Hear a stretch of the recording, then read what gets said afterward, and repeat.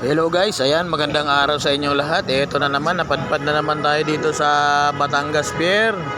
So nakapag-video tayo dito uli. So eto na, mag-update naman tayo dito sa mga bus ng Ceres Transport at Gold Star. So ayan guys, dito tayo ngayon sa pier kasi kagagaling ko lang sa leave. So dito kasi ang office namin ng Batangas branch sa Barangay Banaba. At dito na rin ako sasakay pauwi ng Cubao. So kasi sa Cubao ako nagjo-duty. So ito na nga, medyo naiba na yung Batangas Pier. Matagal-tagal na rin kasi tayo ginagapunta rito.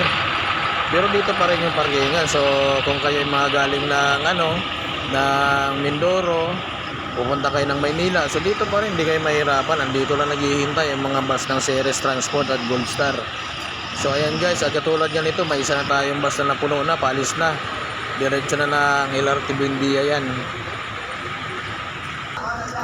So at ayan, may mga dumating pang pasahero. So pagdating yan, diretso na, katulad yan, no? Hindi kayo mahirapan maghanap niyan kasi talagang naninilaw ang pier dyan at nagkukulay blue. Ayan. Kasi isang company lang napila dito ang bus ngayon sa Batangas Pier. Ceres lang at Gold Star. So karamihan sa mga bus ng Gold Star may mga CR na yan, kaya di kayo mang problema. Yan, yung kayo mga pamaynila, andyan lang.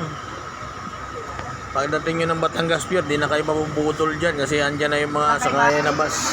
Ang pamasahe natin dyan is 277 pesos. Saan pupunta nyo, ma'am? Hanggang Cubao na, or hanggang PTEX or LRT Buendia. 277 galing ng pier ng Batangas. So sa pulang may discount pa rin naman ang mga estudyante dyan.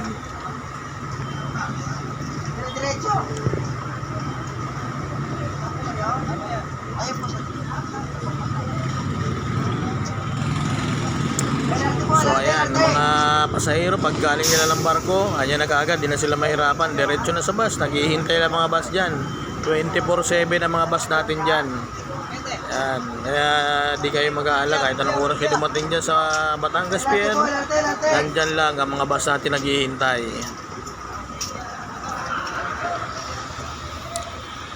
Andyan din ang mga empleyado natin na handang tumulong sa inyo, mag-assist kung kayo may mga pangailangan tulong sa bagahe o sa ano pa man, mga katanungan, nandyan lang po, magtanong lang sa mga empleyado, wag po kayo mahihiya. Kung hindi nyo alam yung mga pupuntahan ninyo sa Maynila, magtanong lang po kayo dyan sa mga driver natin at konduktor. So medyo maulan-ulan ang panahon ngayon, kaya basang-basa natin ang mga kalupaan. Puro LRT pasahero. So ayan, malapit na namang mapuno tong isang PTEX LRT Buendia. Paalis na naman yan. So ito nga pala ang Batangas Port. At ayan na nga po, lumarga na ang isang bus natin na Buendia. So yung pakubaw natin is malapit na rin umalis. At Paalabang, yan, kompleto yan, kayo Paalabang, kanya-kanyang baso yan. Yung turbina at Alabang, pinagsasama na ho yan. Isang bus ang pinasakyan nyo. Yung pa PTEX at LRT Buendia, isang bus din yan. Yung pa Magallanes at Cubao, isang bus rin yan. Iwalay ho yan, hindi kayo mahirapan yan, hindi kayo mauliligaw. Yan, yung pa Cubao, so ang mga bus na pala yung LRT Buendia at PTEX is, so ang mga bus nga pala natin dyan yung pa Skyway, pa LRT Buendia at pa Cubao, puro Skyway na ho yan, diretsuhan na yan. So yung Paalabang lang dumadaan ng turbina. Yan. Kanya pala ang aming supervisor, si Sir Arcilia. Napaka-active nating supervisor. Oriental Mindoro, may nakapila dito sa Batangas Port. Biyaheng Cubao, Kamuneng, Alimol. At saka LRT, LRT Buendia, PTEX. At saka Turbina, Alabang. Shout out sa mga pugi dyan.